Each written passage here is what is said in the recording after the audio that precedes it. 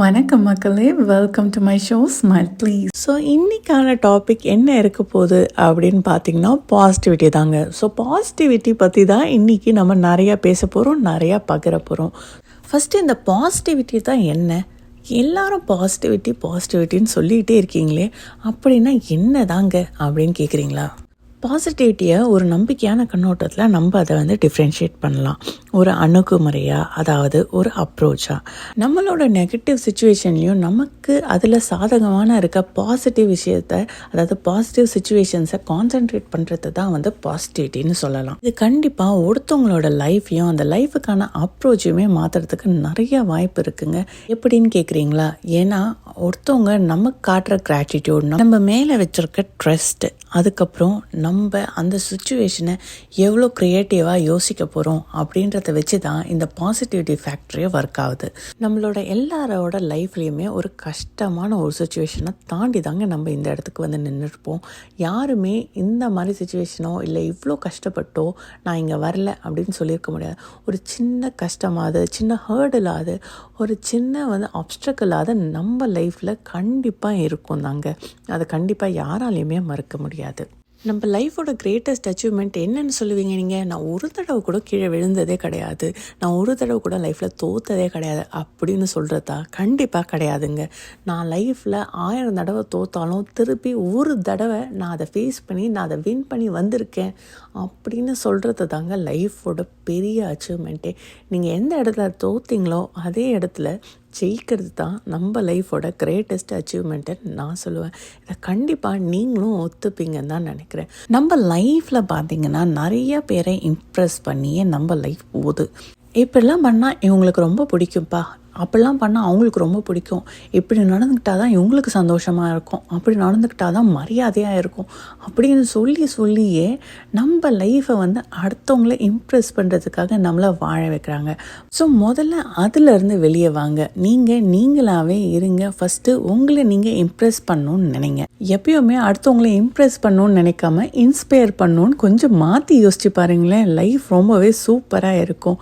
So எல்லாருக்குமான ஒரு சின்ன இன்ஸ்பிரேஷனாக நீங்கள் இருக்கணும்னு முதல்ல நீங்கள் நினைங்க. அப்போ தான் அடுத்தவங்களும் உங்களை பார்த்து நினைப்பாங்க. நம்மள நிறைய பேருக்கு இந்த நெகட்டிவ் தாட்ஸ் நிறையவே இருக்குங்க. இதுக்கெல்லாம் அப்ளை பண்ணால் நமக்கு கிடைக்குமா, இங்கெல்லாம் நம்மளால் போக முடியுமா, இவ்வளோலாம் நம்மளால் பண்ண முடியுமா அப்படின்னு சொல்லிட்டு நமக்குள்ளேயே ஒரு நெகட்டிவ் மோட்டிவேஷனை நமக்கு தெரியாமே நம்ம விதைச்சிக்கிட்டு வந்துக்கிட்டு இருக்கோங்க. ஸோ இந்த மாதிரியான நெகட்டிவ் தாட்ஸ் உங்களுக்குள்ளேயும் இருக்குன்னா முதல்ல அதை தூக்கி போட்டுருங்க. இம்பாசிபிள் அப்படின்னு சொல்கிற ஒரு விஷயம் நம்ம லைஃப்பில் இல்லைன்னு நினச்சிக்கோங்க. ஏன்னா இம்பாசிபிள்ன்ற வார்த்தையே நீங்கள் ஒத்து கவனிச்சிங்கன்னா ஐ எம் பாசிபிள் அப்படின்னு தான் நமக்கு சொல்லும். நிறைய பேர் பார்த்தீங்கன்னா அழகான இடங்களை தேடி அலைஞ்சிட்டு இருப்பாங்க.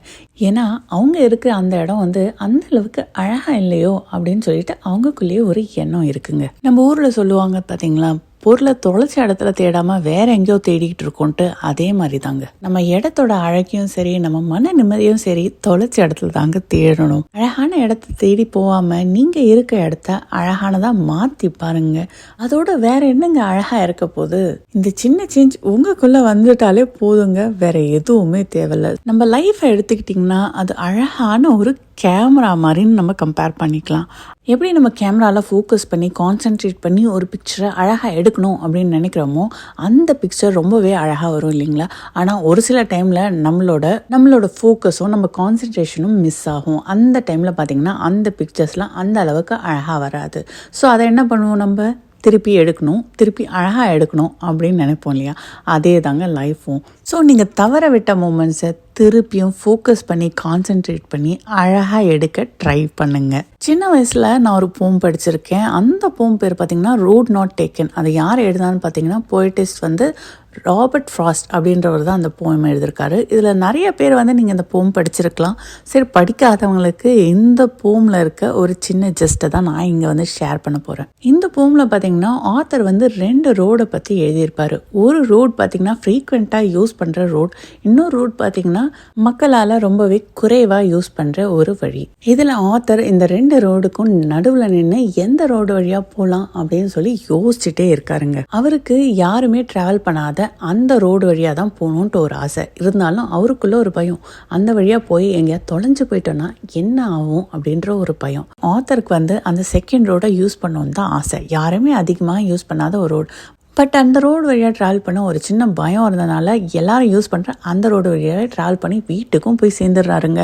சேர்ந்துட்டு உட்காந்து யோசிக்கிறாரு, நம்ம இந்த 2வது ரோடு யூஸ் பண்ணியிருந்தால் எவ்வளோ கெத்தாக இருக்கும், எவ்வளோ மாசாக இருந்திருக்கும், நம்ம ஃபேமிலியில் இருக்க மெம்பர்ஸ் கிட்டலாம் எவ்வளோ பெருமையாக சொல்லியிருக்கலாம், நம்ம ஏஜஸ்க்கும் இதை சொல்லி சொல்லி நம்ம பெருமைப்பட்டிருக்கலாம் அப்படின்ற மாதிரி நிறைய கற்பனைகள் அவருக்குள்ளே ஓடிக்கிட்டே இருக்குது.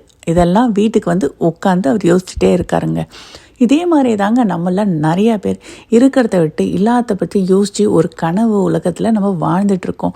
முதல்ல அதிலிருந்து வெளியே வாங்க, நம்ம இருக்கிறது என்னவோ அதை பற்றி மட்டும் யோசிங்க.